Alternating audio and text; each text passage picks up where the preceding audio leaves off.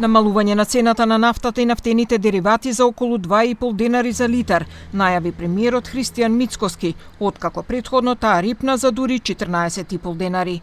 Тој појасни дека за ова намалување претходно работеле со компанијата Окта, откаде се согласиле на фирмите со кои соработуваат да им даде попуст од околу 45 до 50 долари по тон, а бензинските пумпи да продаваат по таа цена, што би значело намалување на цената на нафтата. Тој притоа посочи дека другите држави имаат повисоки цени на бензините и затоа доаѓаат во нашата земја да се снабдат со поевтини горива. Литар дизел кај нас ќе биде 1,35 евроценти.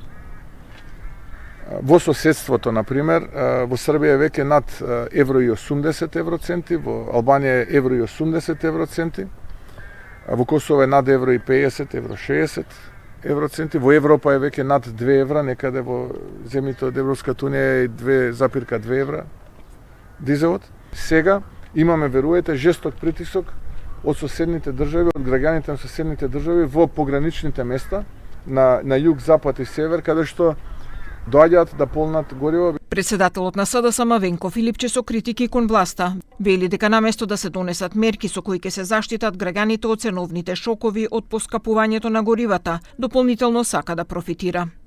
Погледнете ги цените во маркетите, погледнете ја цената на струјата, енормно поскапеа горивата. Што да прават луѓето? Мицкоски вели не мора да одат на одмор, следно ќе каже не мора ниту да јадат. Поради импутот на цената на бензините, дел од прехранбените производи веќе поскапеа.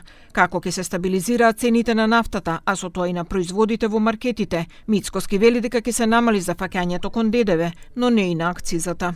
Одиме со намалување на зафаќањето на данокот на додадена вредност од 18 на 10%, па имаме уште една мерка потоа од 10 на 5%, но тоа ќе зависи од цената како ќе се движи. Поради кризата и воените дејства на Блискиот Исток, цената на нафтата значително се зголеми, поради што предизвика ценовен шок и во нашата земја. Граѓаните се соочија со недостиг на нафта, откако на бензинските пумпи не можеа да купат горива.